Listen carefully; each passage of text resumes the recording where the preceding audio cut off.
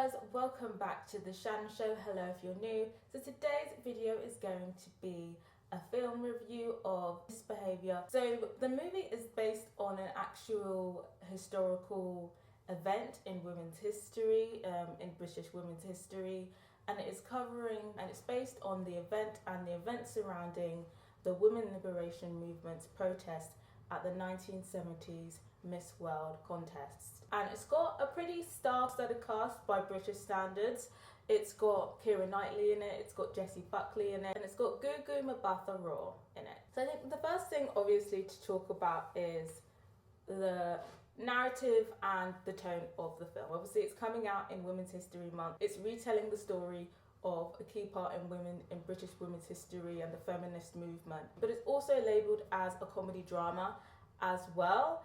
In terms of it being a comedy drama, I would say I personally didn't find it's definitely a particular type of humour that some people might not actually find that funny. There was definitely a lot of times where I was like, I got that. Definitely a different type of humour. It's definitely more of a subtle kind of sly dig kind of humour.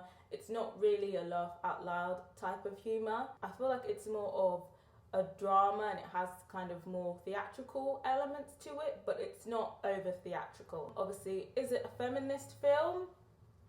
I'd have to say yes. It's definitely got a strong liberal feminist tone to it. As my title is, I would say it is a quote-unquote white feminist film, and I will explain why I think it is. For those of you who don't know what white feminism is, it is not necessarily a white woman who is a feminist. It is more of a structural part of feminism, basically a strand of feminism that claims to be all for women but ignores that other women who are not white and cis and able-bodied may face different types of oppression that is either separate or connected to their gender. So for instance, the gender pay gap is a key issue. It's an issue that affects all women, but it affects women differently. These are statistical facts. White women are paid more than black and Asian women, despite having the same, if not more, qualifications than white women.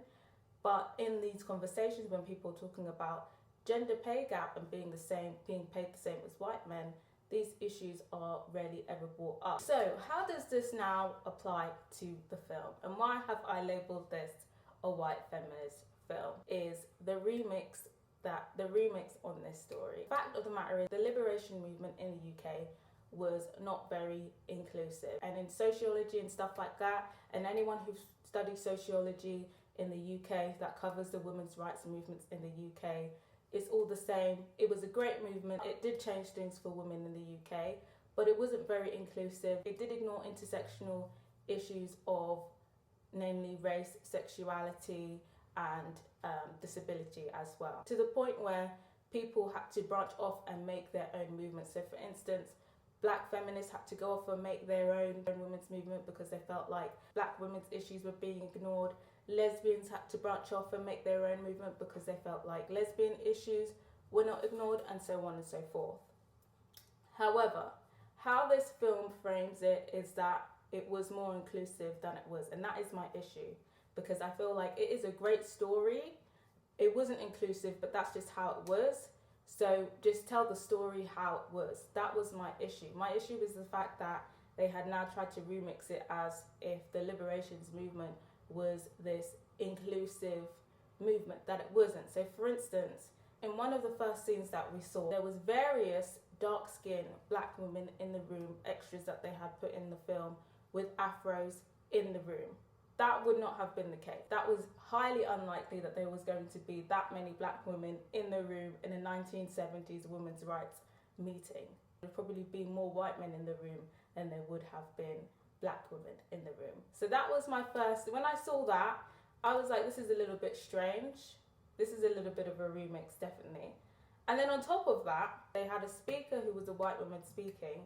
And then as she was speaking, the camera kept panning onto the faces of the black extras as to say black women were included in the movement, they were here, they were inspired. This is a movement that they could belong with, they could get down with. And for me, I feel like, again, that never happened.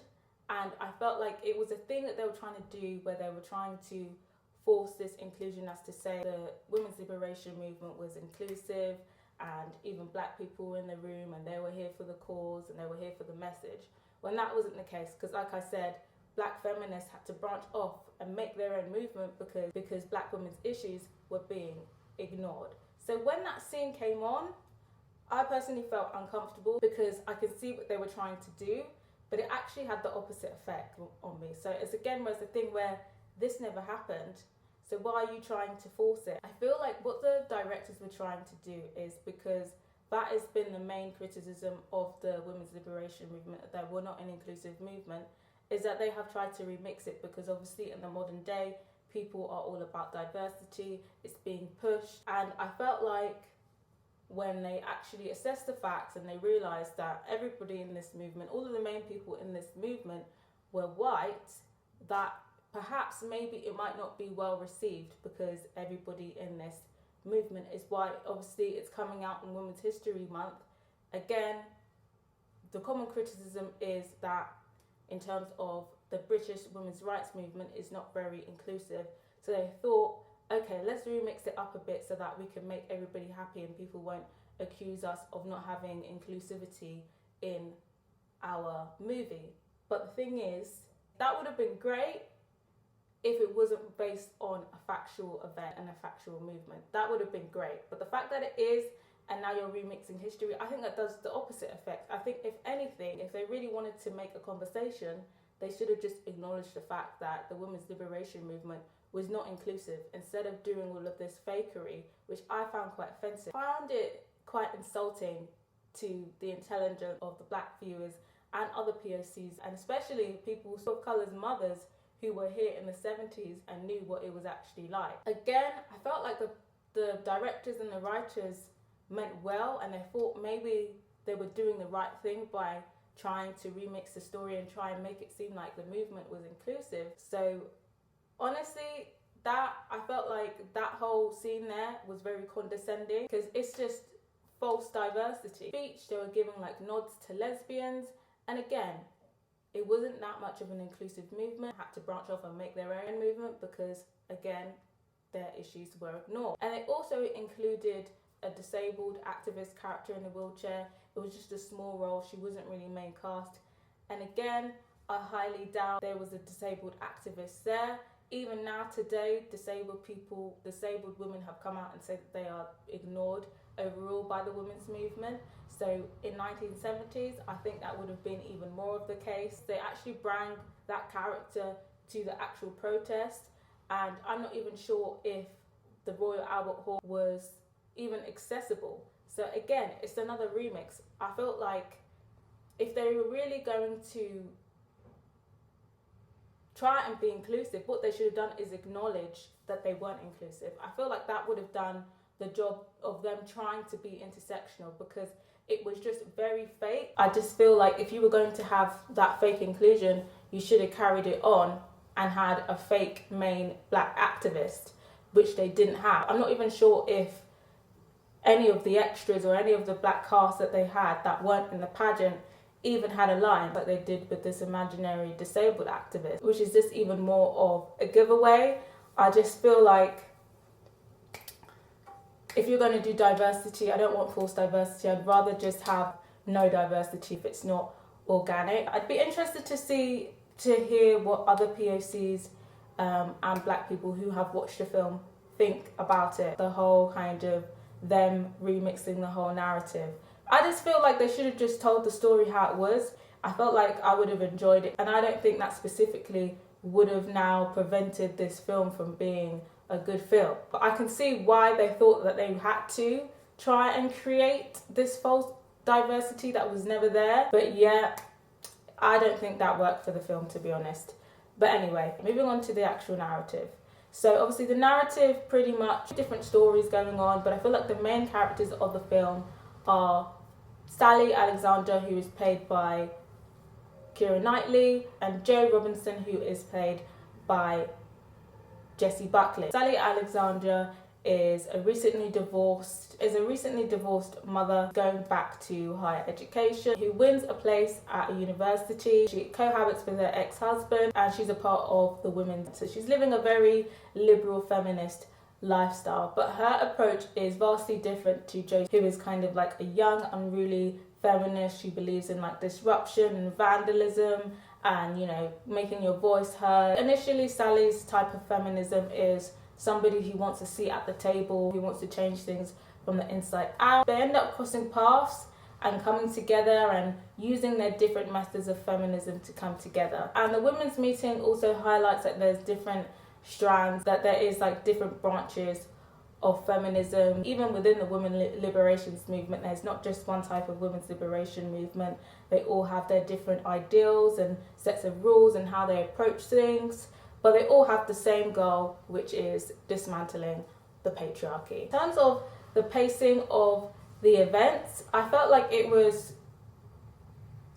paced quite well. It was easy to consume, it was easy to watch, it was easy to follow, but I'm not really sure if there was much of a build-up. I felt like the most exciting part of the film and the narrative was actually the protest. I felt like the protest was filmed really well. It seemed like a really fun protest. I feel like that was my favourite scene in the whole film. I would have loved to have been there to see it. I would have loved to be able to take part in it. And then I guess the other kind of narrative, and then the other narrative that there was the pageant. The main reason why they're protesting is because they just view the Miss World as a misogynist, patriarchal event that treats women like objects and animals, and it doesn't send the right message to women about their purpose in society. And on top of that, they shouldn't have to compete with other women in terms of looks. So another narrative that they also run with as well on the opposite spectrum is the pageants and the pageant queens, but we mostly focus on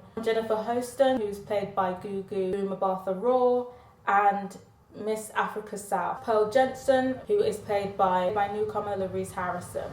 And the reason why they're kind of the main focus, the Miss World contest 1970s and the results of the Miss World 1970s contest was also a big moment in women's history, because it was the first time there was a black winner of the contest, and there was also some controversy surrounding the inclusion of two candidates for South Africa who was in the apartheid at the time, because they initially just had a white queen, and then because of uproar they decided to have like a tokenized black queen who was warned not to say anything about the apartheid. Now, in terms of that storyline, I felt like they didn't do the storyline justice, and that's another reason why I think it was a white feminist film, because in terms of the women's movement, they put forward a more nuanced argument, but with this it kind of felt like they were skirting around it. And one thing that I noticed is that they never mentioned the word, well, they did actually they did mention it. Jennifer Hoston and Pearl Jensen had this kind of bond because they were both black contestants, but when they were speaking with each other, they kept alluding to the fact, you know, that they were the black contestants and they were being treated differently to their white counterparts, but they just kept saying, we look differently, people like us are going to win, we're not going to win. But they'd never say why, and they'd never say explicitly, we're not going to win because we're black. Nobody ever says that explicitly, and I just think that is entirely weird, because as a black person who interacts with other black people and other people of colour, we all discuss race quite casually. It's not kind of this elephant in the room, but I have found that sometimes with white people, they don't really want to say, even if it's just a description. For some white people, it is almost taboo or uncomfortable to even say black or white or brown. Even though I'm going to get, why do you have to mention race, pulling out the race card? Because when you go for a job interview and stuff like that, you have to tick boxes. You have to tick whether you're white or you're black and stuff like that. So why are people suddenly feeling uncomfortable? Why do you feel uncomfortable? Because yeah, I personally thought it was weird. That's why I kind of just feel like maybe these directors felt uncomfortable dealing with this issue. It just kind of felt like there was something missing from that story, because they didn't really acknowledge such an important issue, because race was an important issue in the 1970s context. And again, it just kind of felt like they didn't really want to touch on it and they were quite uncomfortable. And my thing is, it is okay to be uncomfortable with dealing with racial issues when you are not a person of colour, which the directors and the writers aren't. But my thing is, if you're uncomfortable, then that means that you're probably not the right person to tell that story. They kind of just ignored the whole racial aspect. So for instance, after Jennifer Holston won, there was a lot of controversy and a lot of racial controversy surrounding her win, but yet they didn't really address it. And again, I feel like it was because they were uncomfortable addressing such an intricate racial issue, which again I felt like was to the film's detriment. But they did do really well with the whole pageant storyline, was highlighting just how, one thing that I do is that it does really well, that I do have to commend the film on, is the way that it highlights and conveys the insidious misogyny and culture around the Miss World competition. And it actually, dare I say, made me feel differently about the whole Miss World competition. And I feel like there was one pivotal moment in the film where you're just like, wow, this is actually disturbing. If you actually think about it, this whole judging women based on their looks and having them parade in swimsuits and skimpy outfits and then just be analysed and scrutinised, it's actually really disturbing. And I think one pivotal moment is the scene where in swimsuits the contestants have to turn around for like a good 10 seconds while the judges judge their behinds. And I was just like, wow, this is actually wild. I can definitely understand why people just had to protest, because, you know, if this is the height of success for women, I feel like that part was quite eye-opening for me, because we do live in a very superficial world. Even for me now, I know, even on my channel, I know I get more views. I get the most views that I get are on my haul fashion videos, and in my fashion videos, I know I have to wear makeup. I benefit from having what is perceived as an ideal body shape as well. I know these things, there is a thing as pretty privilege, and I do think it should be utilised. But at the same time, I feel like it's a double-edged sword, but we're still living in a highly patriarchal and misogynistic world. I've become a long way in society. And we think whether, if this is still how men think, or like older men think, do they still think this way? Obviously the things that they said in the 1970s, you probably wouldn't be able to get away with that now, maybe just like in a comedy set.